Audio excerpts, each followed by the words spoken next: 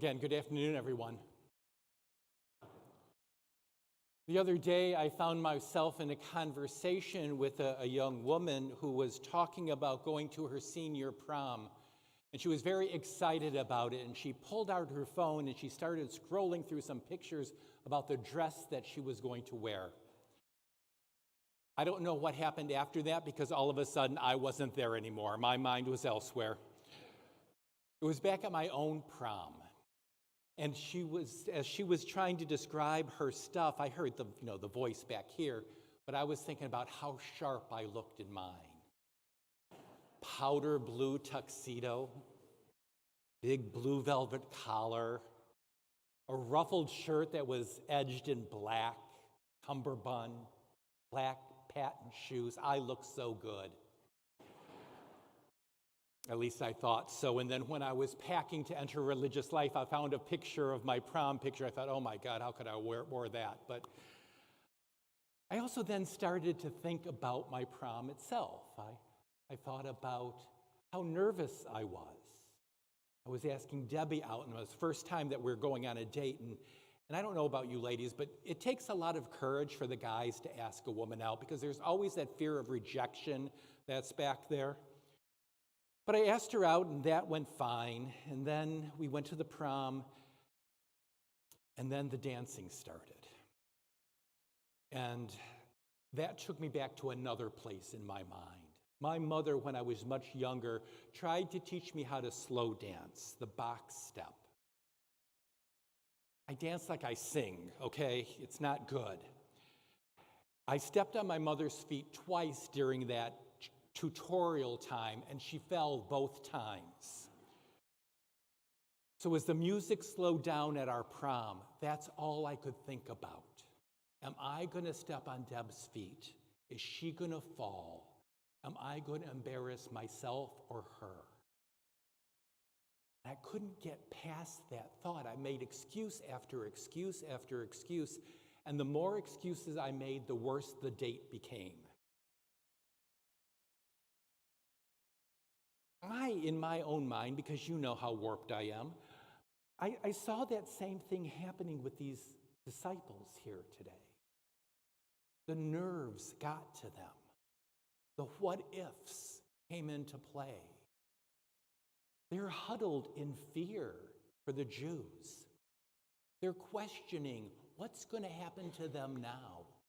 We followed this man, Jesus. We saw him die. Could this be happening to us as well? And the nerves took over, and they find themselves huddled together in this house. And Jesus stands before them. This is what I love. He doesn't chastise them. He doesn't yell at them for running away. He doesn't yell at them for sinning.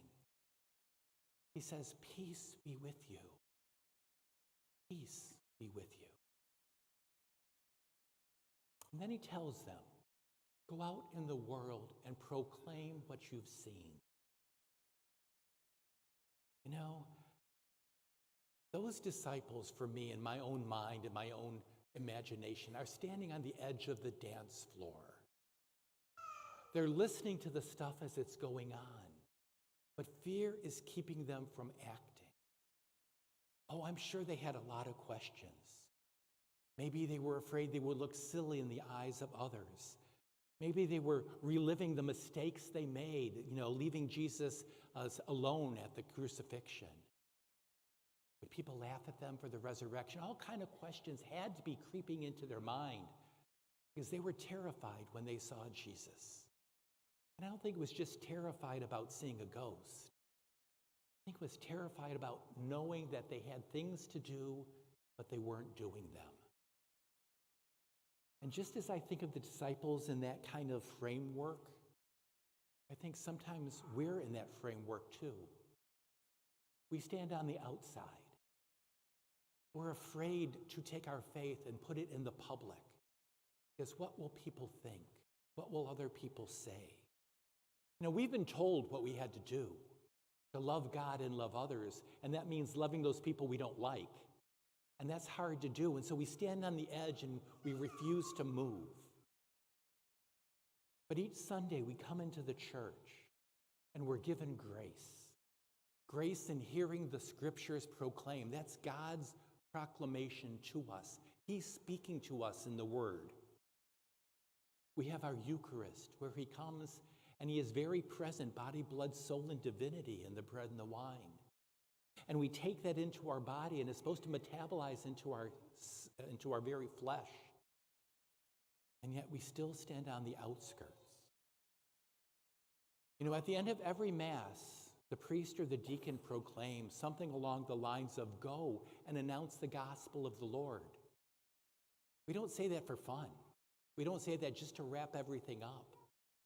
We say that because that's the command of Jesus to his followers. Go and announce the gospel in the world. Jesus wants us to break free of that fear or those self-doubts that we have.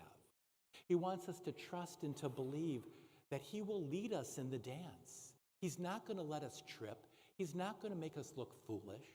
He's going to be there with us through everything. He's gentle with us and patient and forgiving.